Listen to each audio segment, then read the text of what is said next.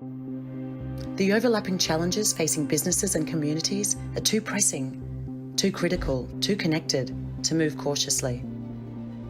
Those that take the hard steps now, those willing to build a more sustainable, equitable future for all, will make a transformative impact. As an employer, as a business, and as a member of our global community, we're challenging ourselves to find new ways forward so we can all reach further.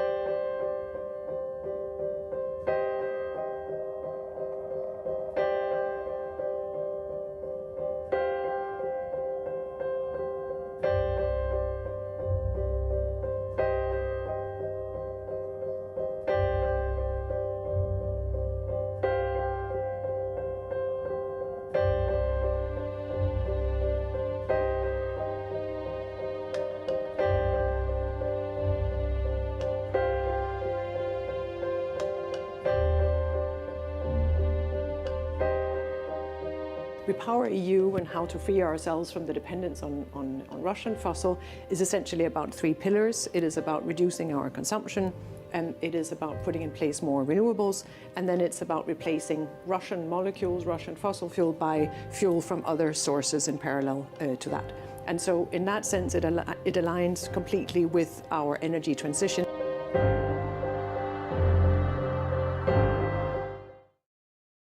Welcome to Washington Post Live. I'm David Ignatius, a columnist at the Post. I'm pleased to be joined today by Ditte Juul Jørgensen, who is the EU European Commission's Director General for Energy and is the key person making energy strategy for Europe. Welcome to Washington Post Live. Thanks for joining us.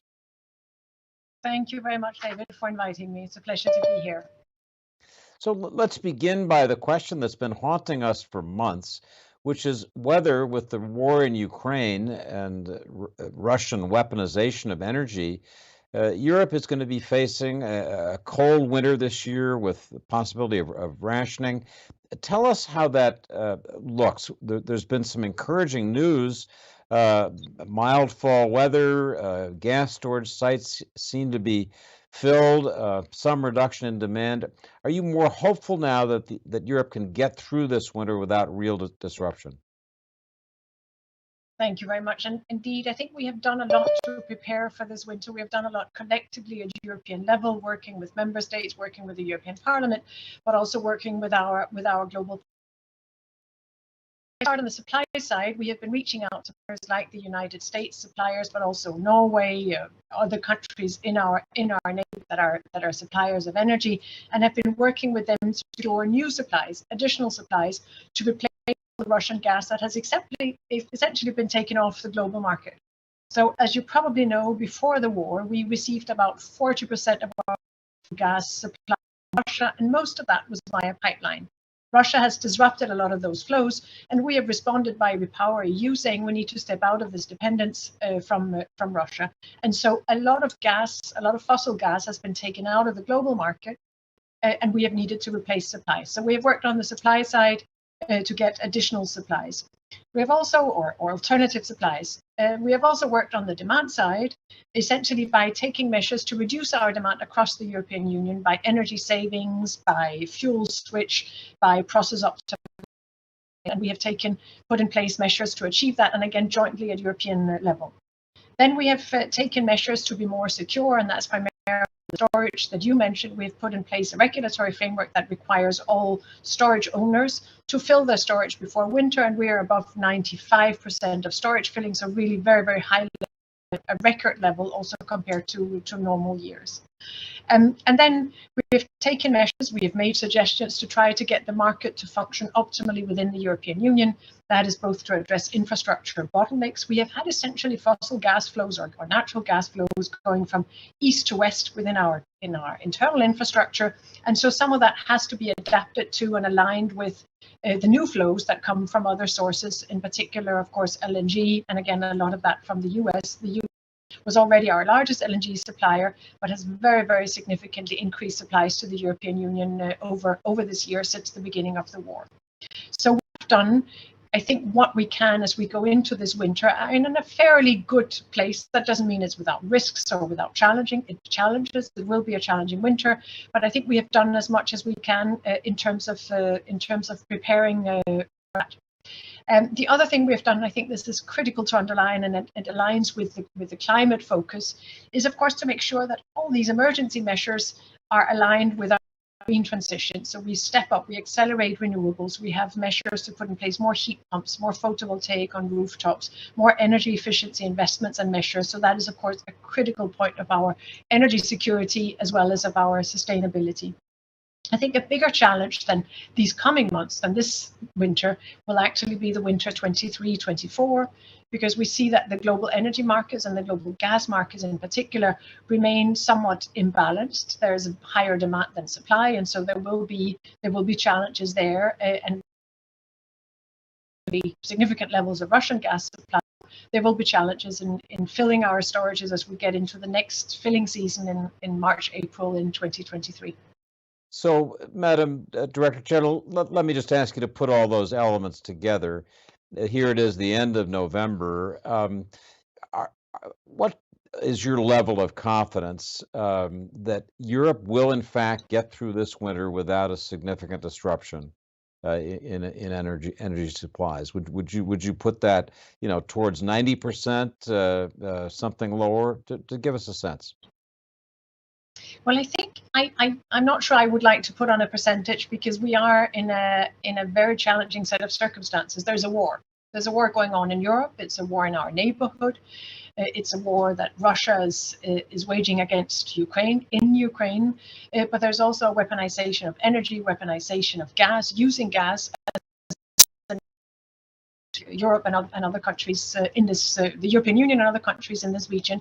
And so there are, of course, a number of unknowns. You saw recently this autumn, there were sabotage, there were attacks on 2 pipeline systems in the European Union, Nord Stream 1 and Nord Stream 2. And so there are things that can happen that we, of course, need to prepare ourselves for and try to avoid, limit the risks. But it makes it difficult, I find, to put percentage on anything. I think what is critical is that we identify the risks, that we take measures to mitigate those risks, and that we take measures to be prepared. And then the most important thing of all, I think, within Europe is that we are united, that we work together for common solutions, and that we have the right provisions in place so that we know that countries across Europe will be ready to help each other. For example, we now have a neighboring country, not in the European Union, but Moldova, in a very tricky situation as regards security of supply and energy supply, and we are, of course, doing what we can. Similarly, the Ukraine has been under attack by Russia, and we are doing what we can to help make sure that Ukraine has the energy infrastructure, the different pieces that they have lost in their system that have been destroyed by Russia and the Ukrainian system. So it's a European-wide solidarity to help make sure everyone is ready for this winter and for the challenges that lie ahead.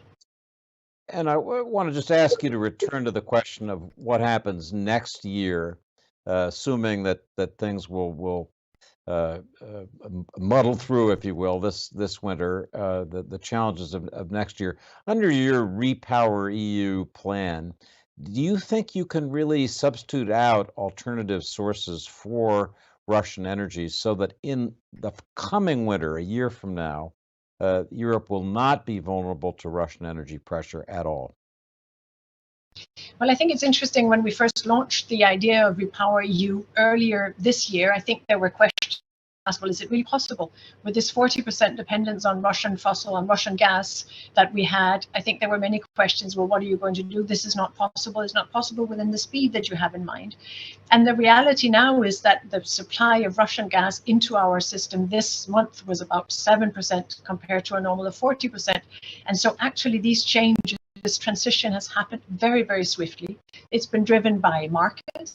So we've seen the reduction of supply from Russia, and we've seen the increase of supply from other suppliers, more trustable, reliable partners that we've been working with over the years, including the US, as I mentioned, and that has helped us replace the Russian gas to a large extent, not fully, but to quite a significant extent. As I also mentioned, we have, of course, invested into new infrastructure. So we have had to invest very quickly into infrastructure to increase our imports of LNG, but also, as I mentioned, these alternative sources, renewable sources, including, for example, biomethane, which is the same molecular structure as fossil gas, and which can therefore fairly quickly come in place when we can set up those investments and those facilities.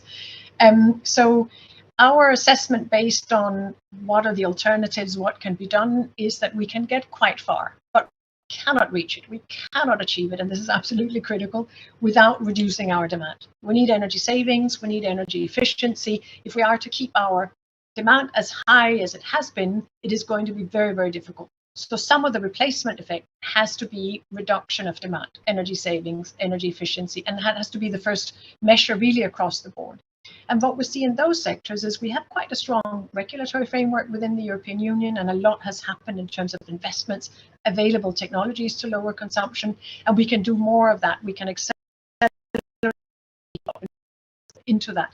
It serves the purpose of obviously of lowering our greenhouse gas emissions. It serves lowering the energy bill for households and for businesses, and it helps keep people warm if you have a well-insulated home and if you haven't placed the necessary measures. So I want to underline the importance of demand reduction, energy efficiency, and energy in terms of how do we reach our repower targets and become independent from Russian supplies.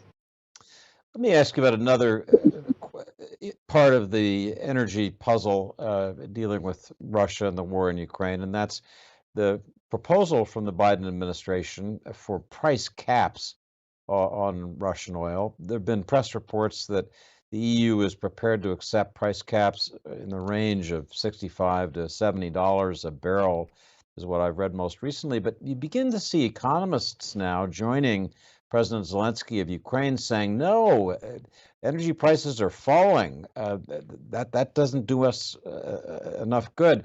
Zelensky's proposed a cap as low as $30 a barrel, which would really squeeze Russia. What do you think about proposals for a lower cap? Well, since negotiations are ongoing and discussions are ongoing within the European Union about level of a cap, I would not want to engage in those discussions here. That really is there's an ongoing decision making taking place on that. What I can say on oil is we have, of course, already put in place sanctions on a lot of the Russian energy supply. We've put in place sanctions on pipeline oil already to the European, or on oil, sorry, to the European Union. We've put in place sanctions on coal. We've put in place sanctions on energy technologies. And so this is clearly a critical sector for Russia. It has been a critical supply for us, as I mentioned, and in different energy vectors, different energy carriers. So those measures we place in those sectors are really very critical also for the war effort and in terms of our support for Ukraine. But as regards the level of the oil price cap, as I said, that's currently under discussion. So I wouldn't want to try to intervene in that discussion from here. Without asking you to name a specific price target, just ask the general question: is there a price that would be so low, a price cap, that it would have a strong risk of leading Russia just to pull its oil deliveries entirely from the market? I think we need obviously to integrate and analyze, well, what is the likely impact of any measure.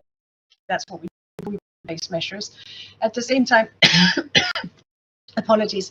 I think at the same time, I would not dare speculate what be or the Russian action be. I think we've seen so far that we have not, that is difficult to predict. So I think we have to be prepared for any response, for any measure, and be ready for that, essentially. So again, I think it's about risk assessment, risk awareness, but also our own preparedness, and then our own ability to work with like-minded partners, to work with reliable partners, the long-term energy and climate partnerships that are needed for us all to go through the green energy transition in a way that is both secure, affordable, but sustainable as well in terms of the climate and the environment. Let me take a question from a member of our audience, John Gulliman from Massachusetts, asks about reducing demand. And here's this question. Has there been a coordinated effort across all EU member states to activate citizens and get them to reduce energy consumption? During this time of conflict when energy security has been weaponized, isn't there a need for a large civic defense style mobilization like we saw in the US during World War II? What do you think about that mobilization beyond simply encouraging demand reduction, a real mobilization? I think that's a really good question and a very, very good way of looking at it. We are in a war, and so we do need to stand together. We need to do what is necessary. And we actually launched in spring already a campaign for energy savings. We did it with the help of the International Energy Agency, giving very concrete pieces, very specific advice to citizens about what can you do to reduce your energy consumption overall, what can you do to reduce the oil consumption, the gas consumption, the electricity consumption. In addition to that, we have passed regulation both on reducing electricity demand and reducing gas demand, so there are clear requirements in place. And we have updated this campaign, and then member states level are making campaign or putting in place measures. And these measures can be from supporting the installment of photovoltaic on rooftops. So to people, we can either help you with your electricity bill, or we can help you with the installment of these alternative measures to have clean and green supply. But I think this notion of civic engagement and really standing together is a very, very good one. And I think we are going to need to take it further to really get that of common action in order for us to be ready. And again, it's this winter, but it's also beyond that. We don't know how long Russia's war in Ukraine will go on. And we need to make sure that we can both support Ukraine, but also sustain our own energy requirements and keep people warm during the winter. Let's talk a little bit about Europe's energy relationship with the United States. The numbers show that Europe now gets as much natural gas, more natural gas from the United States than from Russia. That's a startling change. Can the U.S. play a significantly bigger role as we look towards a year from now, this goal of real European independence from Russia as a supplier? How much more should the U.S. be doing to make available LNG, other necessary parts of that transition? As you're saying, the US has become our largest energy supplier, or largest LNG supplier. It's very, very impressive what has happened this year already. It started with very close cooperation between President Biden and our President Ursula von der Leyen earlier this year, and then a very, very close work to secure additional supplies. I think more can be done. First, as your question is suggesting, in terms of LNG supplies, I think there's still scope for more, there's capacity for more, but that of course requires export capacity and investments into that, but also the necessary procedures to go through so that the infrastructure is available. So I think more LNG supplies is something that would be in the interest, I think, of both sides of the Atlantic. We would also see room for close cooperation in the development of common global energy strategies. We already have very close conversations on critical raw materials, which is necessary, of course, for the clean energy transition. And so I think there's a number of areas where we can work more closely together. We've seen it this year how it is. I think generally, if you look at the challenges we're facing globally, and here I'm thinking obviously about the challenges in the energy sector and the energy markets, but also more generally, it is important to develop these reliable partnerships, work with trusted partners, and to look at how can these partnerships really work going into the future. So it's about LNG today, but it is also about green hydrogen for the future, about green technologies that are part of renewable. There's a lot of scope for close cooperation there. So I want to ask you about an area of energy cooperation that's gotten a little bit bumpy since the passage of the so-called Inflation Reduction Act, which includes many provisions involving energy subsidies for energy.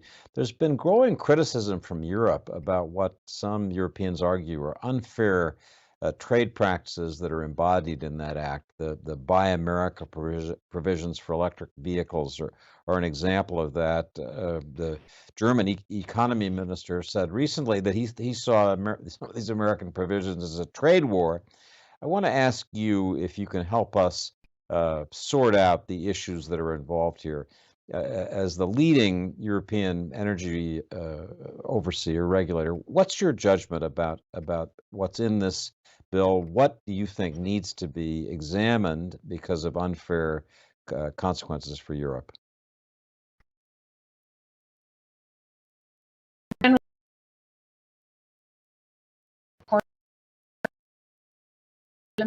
Us in terms of the energy and ability.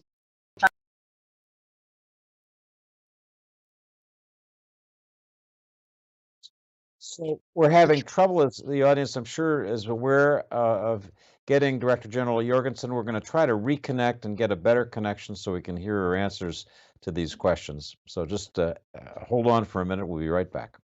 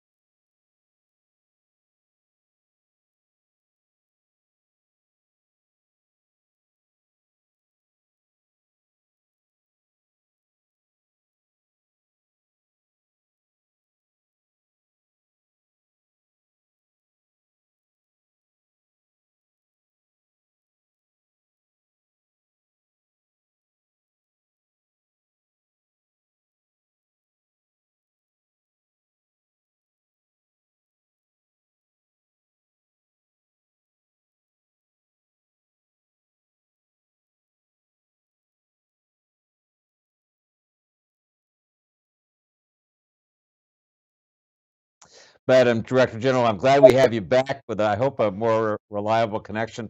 So I want to just ask you to speak a little bit to the question of the transition that you mentioned earlier to less dependence on carbon fuels. Decarbonization is central to your broad strategy in Europe. How's that going? Is the war in Ukraine impeding that? Is it a neutral factor? Just give us your assessment of how that whole part of the energy transformation is working. Well, I think the war in Ukraine and the global energy crisis, if anything, are incentives, both economic incentives, but also political incentives to accelerate the green energy transition and make the changes in our system that are necessary. So our relies on energy efficiency, renewable energies, and then, of course, also on replacing the Russian energy sources with other supplies. But it really aligns with that climate agenda, with that green transition agenda. And with the very, very high energy prices, there is an increased, very significant incentive to be more efficient, to save on energies, as we talked about, but also to move to renewables as quickly as possible. In addition to those economic incentives, we are doing what we can on the regulatory side. So we have stepped up our targets. We have very specific targets for how many renewables in our system by 2030 and how much energy efficiency. And we are now stepping those up and working with member states and with the European Parliament to get that done. So we have a regulatory agenda that supports that overall market-driven pressure for the energy transition. It's clear that we can be more secure, we can be more resilient if we have more wind in our system, because that can reduce the dependence on imported fossil, in particular on Russian fossil energy. So those agendas are really aligned, and we have this principle. It goes without saying, but it's important sometimes to remind yourself that we have to make sure that even when we act in an emergency, even when we take urgent measures, we have to make sure that that aligns completely with our strategic objective, climate neutrality in 2050. So that's what we check for every measure we take. We go in and check, well, does this work also in the context of the climate crisis, which is running in parallel to the energy crisis? In the remaining several minutes that we have, I want to ask you about COP27, which ended last week in Egypt. You were at COP27. I want to ask you your scorecard. Let me just read what your colleague, the EU's climate chief, Frans Timmermans, said. Too many parties are not ready to make more progress today in the fight against the climate crisis. What we have in front of us is not enough of a step forward for people and the planet. Would you share that judgment, that frustration that came through in his comment? Well, I think he very clearly expressed the European position, and that was a position expressed also by European Union member states, by ministers, that on the one hand, it was good to see progress on loss and damage, and I think the progress on loss and damage, the fund, our ability to take action there was very much driven by the European Union, but also the European Union working with partners to make the change. Then Executive Vice President Frans is disappointment that we could not take it further when it comes to mitigation, that we could not take it further when it comes to the energy transition, being more clear on fossil, being more clear on the need to phase down, and being more clear on us all needing to do more on renewable energy and energy efficiency. So on those aspects, US and other parts, all looking forward to next COP in 2023 to see, well, how can we step up that agenda, which is absolutely critical for us to address the climate crisis. So there were outcomes that were welcome, that were important, but as you quoted Frans Timmermans as saying, there is also things missing, and it is disappointing from our perspective that we could not take it further together. So as a last question, Madam Director General, what would you specifically recommend to get the world back on track, closer to being on track, to meet the Paris Accord pledge to reduce significantly global emissions by 2030 and keep the level of global warming at a, we hope, tolerable level? What specific things do you think need to be done? Well, I think we need to make the investments where they are necessary for the transition. We need to make the investments into our energy systems to improve them. We need to make investments into renewable energy. We need to make investments into energy efficiency. But we also need to make sure that the fossil energy that we do consume, and we do consume fossil energy, it will be part of our energy system for the coming decades. So we need to make sure that that is as clean as possible. So we have taken measures to reduce methane emissions, for example, from the production US to act on that and to lower methane emissions.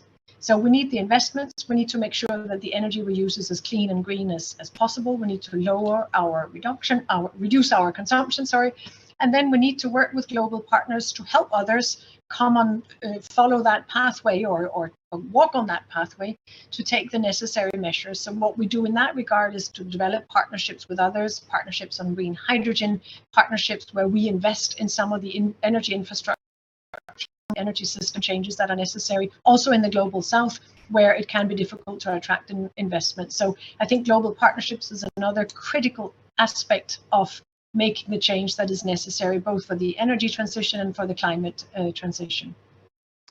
Speaking of the global south, the president of the African Development Bank, Akinwumi Adesina, said at COP, and I'm going to quote him, "Africa needs gas. We want to make sure we have access to electricity.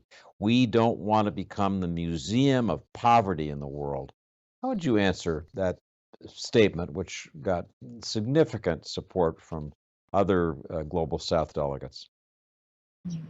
Well, I think these global partnerships are part of the answer. We have entered into just energy transition partnerships with a number of countries, exactly with that in mind, to look at how can you work together, how can we benefit from different parts of the world to help make that transition happen.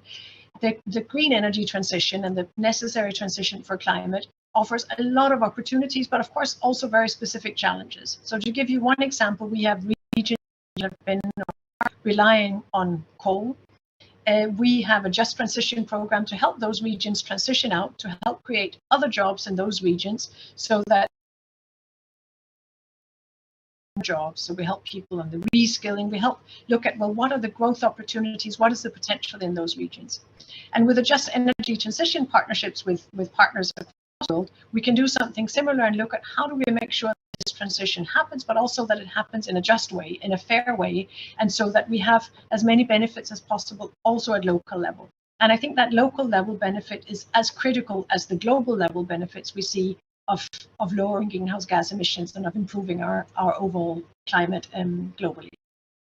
So, Ditte Juul Jørgensen, thank you so much. This is such an important topic, and your comments were helpful and to the point. We hope you'll come back and talk about them with us again. Thanks for joining us. Thank you very much for having invited me. Thank you for your time. So please join us for our other programming. To check out what we have coming up on WashingtonPost.live, go to WashingtonPostLive.com and register for the programs. We'll look forward to seeing you soon. Thanks very much for joining us today.